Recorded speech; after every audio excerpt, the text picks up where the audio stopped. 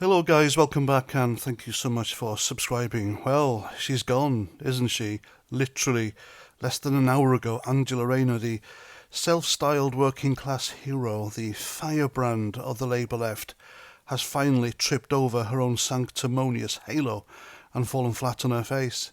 Deputy Prime Minister? More like Deputy Disaster, wasn't she? She's resigned in disgrace. Well, she was sacked, basically. Caught with a hand in the tax-dodging cookie jar. And what does she do? She plays the victim card faster than you can say stamp duty scandal. How pathetic.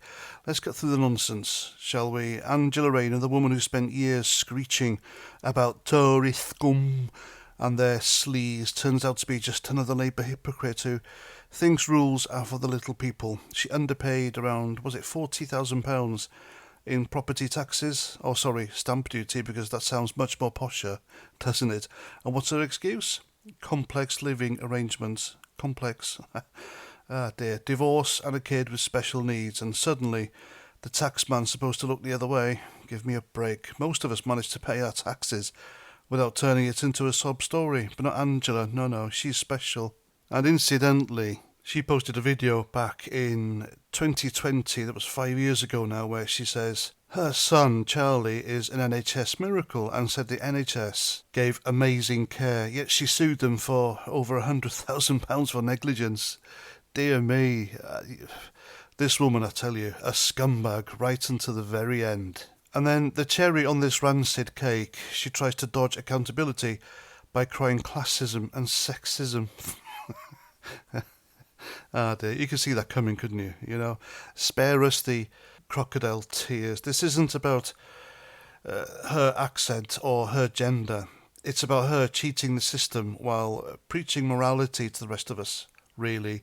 She stood there in opposition, wagging her finger at Tory ministers, bellowing about one rule for them, another for everyone else. Well, she really needed to look in the mirror, didn't she? She's the one now living by a different rule book. Hypocrisy doesn't get much thicker than that. This is the same Angela Rayner who's been strutting around as Labour's conscience, the so-called working class hero who rose from Stockport Union rep to number 2 in government. Hero? More like zero. She's been milking that rags to riches story for all it's worth, hasn't she? But it turns out the only thing she's been working hard at is dodging taxes on her £800,000 Brighton flat. And when the press caught wind of it, what did she do? She blamed her lawyers. Classic. Never her fault, is it?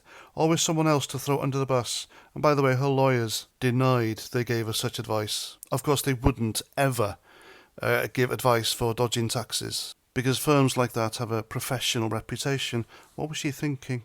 So now let's talk about Keir Starmer, because this is his mess too, really. The man's already on his knees, poll numbers in the toilet, economy flatlining, and now his deputy's resignation lands like a sledgehammer to his crumbling government. Terminal crisis? Yeah, you bet. Starmer's out there promising to clean up politics, but his cabinet's dropping like flies. Rayner's the 5th, I think, Labour bigwig to crash and burn over misconduct since they took power last July. That's 5. That's not a government, that's a scandal factory. If I remember, it was Louise Haigh, Tulip Siddiq, Rishanara Ali, and there was someone else, wasn't there? But I can't remember. Anyway, they're all gone, all mired in their own dodgy dealings, and now Rayner joins the Hall of Fame. Starmer's reset is starting to look more like a requiem, isn't it? And here's the thing, Labour's trying to spin this as some sort of classist witch hunt. They're actually saying we shouldn't talk down Rayner because she's a great British success story. Success at what? Ripping off the taxpayer? They're out there accusing her critics of misogyny and snobbery, of all things, as if pointing out tax evasion is some sort of hate crime. This is what they do, folks, you know. When they're caught red-handed, they wrap themselves in victimhood and hope you're too daft to notice. Well, we're not. And let's not forget the Unite Union, who've had enough of her nonsense too. They suspended her membership over that Birmingham bin strike fiasco. Even her own comrades are turning on her. That's how toxic she's become.